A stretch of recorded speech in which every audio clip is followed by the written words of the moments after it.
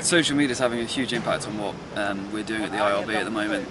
You have to look, back a few years. In fact, you look back 4 years ago, the 2009 Rugby World Cup in Dubai. Social media wasn't really in existence, especially in sport. Fast forward 2 years to 2011 Rugby World Cup in New Zealand, and it was the first worldwide sporting event that was truly social. And now, fast forward another 2 years, and we're here in Moscow for the 2013 Rugby World Cup Sevens, and social media is playing a huge part in what we're doing in terms of getting our message out there.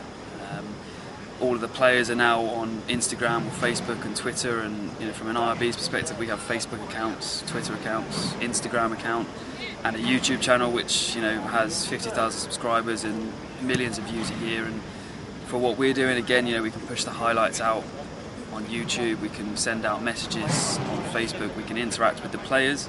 And I think that is one of the the beauties of social media, is that the fans that really drive our sport can interact with the players, which is the other aspect that drives our sport. So last week it was the final of the Junior World Championship in France, and the hashtag JWC 2013, which was the official hashtag for the tournament, had over 8,000 uses during the final, which is great.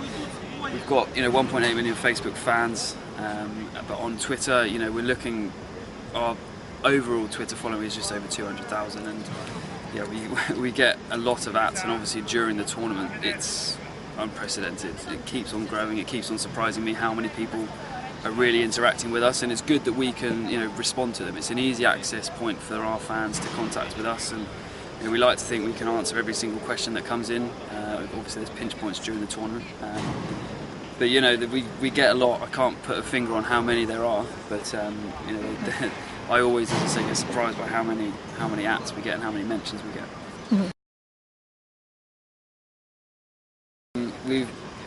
We've trialled and errored a few Twitter Q&As. We did one with the Canadian team in Amsterdam, the women's team, in the fourth and final round of the Women's Sevens World Series when we were there. Jen kind of drove it. We did a nice video piece with that, and last night while we were in Moscow we did a piece with the Russian team in the Russian language, because obviously, as well as English language, we've got to cater for the Russian market. We have a Russian language website as well. They've obviously got their Russian language Twitter account, which was able to host a Twitter Q&A, and then from the English side we did one with the USA team, the men's team, and then tonight there's another one with the Irish women's team. So we're trying to get them more kind of making them more heroic to the fans, these sevens players, and giving them cameras, giving them video stuff, and they're going behind the scenes, taking the fans kind of on a journey. This is what we do as a player on a day-to-day basis, and making them available to answer questions from fans. Most of them do it anyway, but actually having it kind of 30 minutes. We have Matt Hawkins, Carlin Isles, Colin Hawley and Zach Test all in answering the questions live.